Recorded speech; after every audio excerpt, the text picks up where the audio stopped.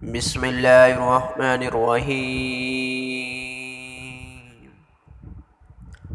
مہمان نوازی پر رسول اللہ صلی اللہ علیہ وسلم کا خوبصورت واقعہ۔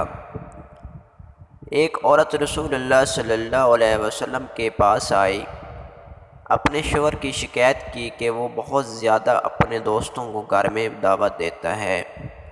میں کھانا بنا بنا کے تھک جاتی ہوں اور ان کی مہمان نوازی کرتے ہوئے۔ رسول اللہ صلی اللہ علیہ وسلم نے کوئی جواب نہیں دیا اور وہ عورت واپس چلی گئی۔ کچھ دیر بعد رسول اللہ صلی اللہ علیہ وسلم نے اس عورت کے شوہر کو بلایا اور فرمایا، آج میں تمہارا مہمان بنوں گا۔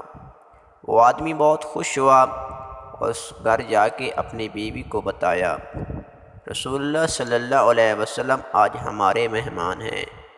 اس کی بیوی بے حد خوش ہوئی اور بڑی محنت سے اچھے اچھے کھانے تیار کرنے میں مصروف ہو گئی۔ اپنے سب سے معزز مہمان رسول اللہ صلی اللہ علیہ وسلم کے لیے اس زبردست اور تکلف دعوت کے بعد رسول کریم صلی اللہ علیہ وسلم نے اس شخص سے کہا کہ اپنی بیوی سے کہنا کہ اس دروازے کی طرف دیکھتی رہے جس سے میں جاؤں گا۔ اس کی بیوی نے ایسے ہی کیا اور دیکھتی رہی کہ کس طرح رسول اللہ صلی اللہ علیہ وسلم اس کے گھر سے نکلتے ہیں۔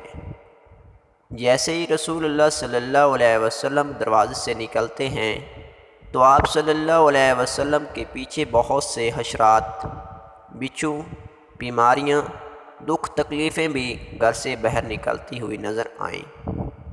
وہ عورت عجیب و غریب منظر دیکھ کر بے ہوش ہو گئی۔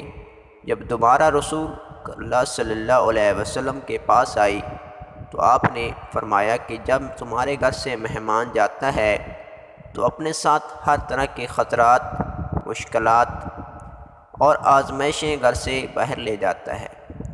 یہ اسی وجہ سے ہوتا ہے کہ جو تم محنت کر کے اس کی مہمان نوازی کرتی ہو، جس گھر میں مہمان آتے جاتے رہتے ہیں، اللہ تعالیٰ اس گھر سے محبت کرتا ہے۔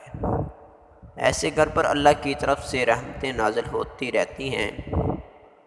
رسول اللہ صلی اللہ علیہ وسلم نے ارشاد فرمایا، جو شخص اپنے مہمان کو وہ کھانا کھلا دے جو وہ کھانا چاہتا ہے تو اللہ عز و جل اس کے لیے 10 لاکھ نیکیاں لکھتا ہے، 10 لاکھ برائیاں اس کے نام اعمال سے مٹا دیتا ہے، 10 لاکھ درجے اس کے بلند کرتا ہے۔